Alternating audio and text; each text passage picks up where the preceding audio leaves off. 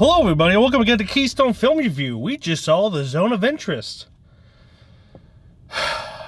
Written and directed by Jonathan Glazer, starring Christian Friedel, however the Germans pronounce that, and Sandra Hüller. This is a movie that follows the Höss family. Of course, Rudolf Höss, in real life, was a Nazi officer. Well, we should not have shook hands there. And it's just his family living right next to Auschwitz.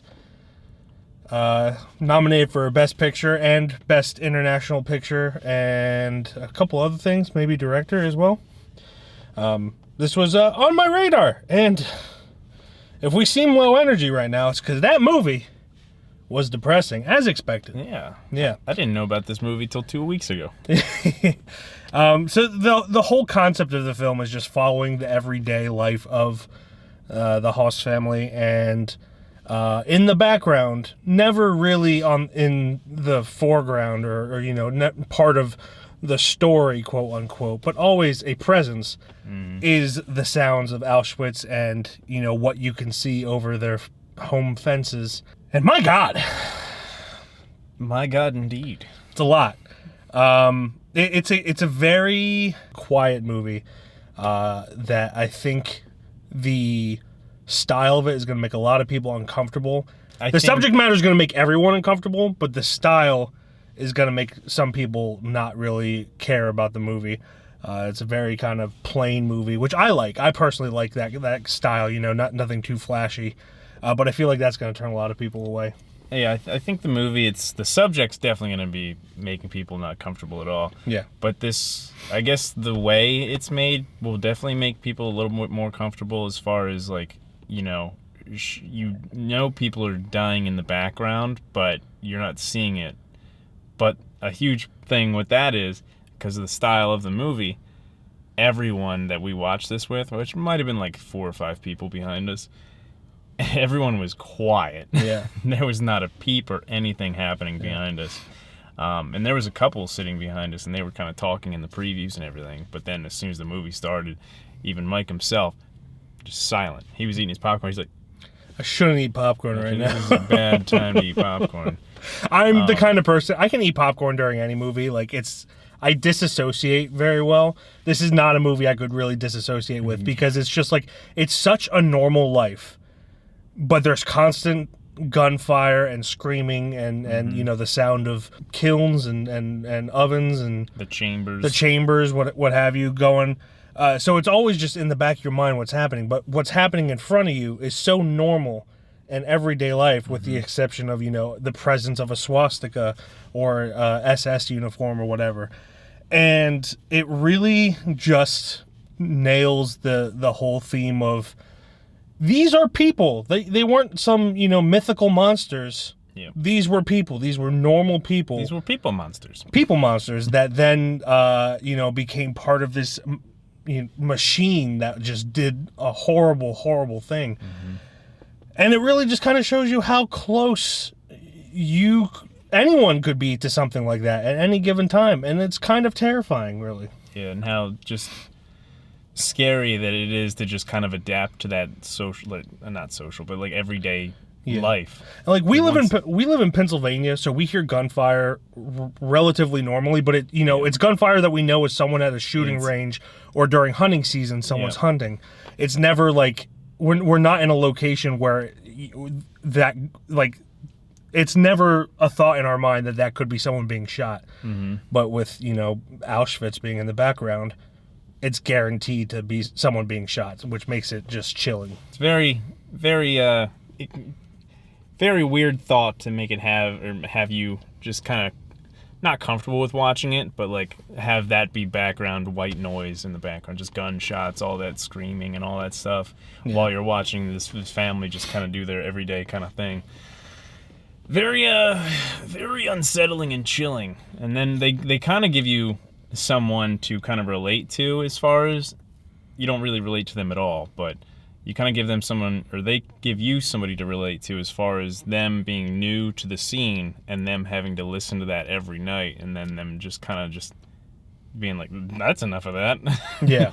I don't want to be a part of this at all. And then though she was extremely racist. Yeah. and things she said, but she couldn't handle the reality of what she wanted. And that was an interesting thing, where it's just like the one person who realized how terrible what was happening is the person that was saying the worst things. Yep. They're all like, you know, doing that subtly racist thing where like maybe at the surface it doesn't seem super racist, but when you kind of deep down in the meaning, it's like, okay, that's very anti-Semitic. Hey, calm down, lady. Where she's just like, you let them in the kitchen, only she uses words that I'm not going to use, and stuff like that. So it's just such a, I've said it before already. It's a chilling movie. It makes you uncomfortable the entire time. And I feel like I've only seen a couple Jonathan Glazer movies, but they're all kind of like that, like Under the Skin. Yeah. He does a really good job of just like making you feel unnerved. It reminded me so much of like 90s video games and how they're like fixed cameras.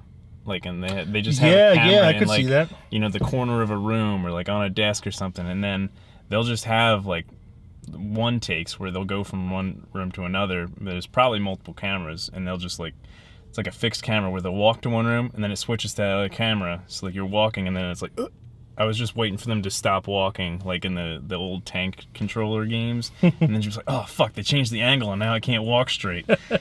But it was really kind of cool the way they did that. They had most likely multiple cameras and then just fixed into different rooms, and then as the character walked into each room, it changed to that camera, or so on and so forth. Either that or just like really good script supervisors who were on top of the continuity. Oh yeah, because the continuity was really, really good. It made the immersion of the whole film really, really good. Yeah, it just felt like there was a camera in every room and they were just filming the whole shang. The soundtrack was very eerie, but also like unsettling and just at the same time very good. I don't know how to describe it. It was like, do you mean the music or the sound effects? The music. The music, yeah. So just like the. Yeah, it's very. I don't know how to explain it other than that. It feels like very. It's not exactly like a Stanley Kubrick movie, but it kind of. That's the only thing that I can really think to connect it, where it's like.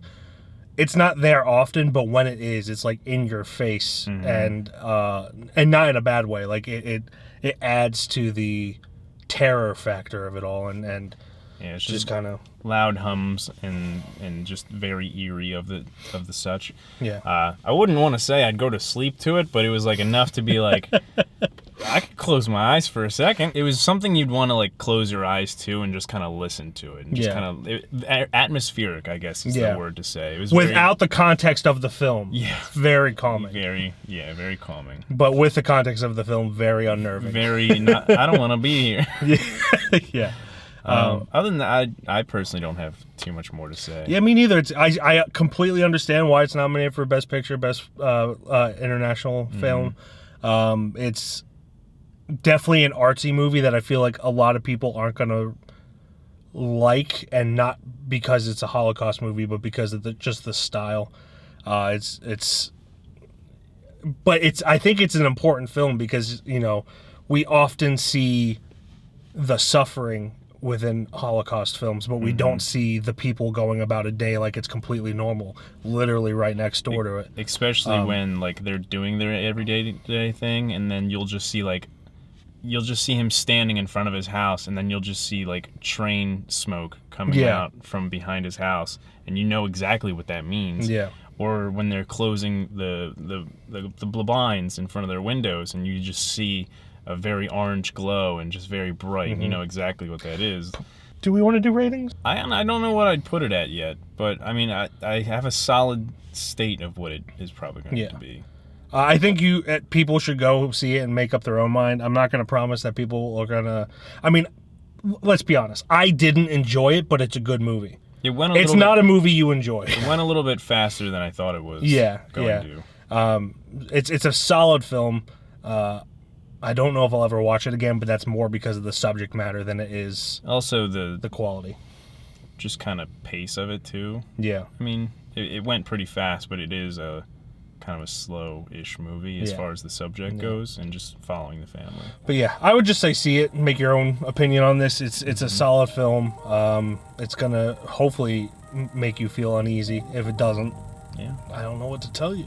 You made of bricks, man. Yeah. So yeah, go check out Zone of Interest. If you saw Zone of Interest, tell us what you thought down in the comments below, and we will see you in the next video. Bye bye. A little burpee. I was trying to hold it in because this is not an appropriate time to burp. Bye bye. Bye.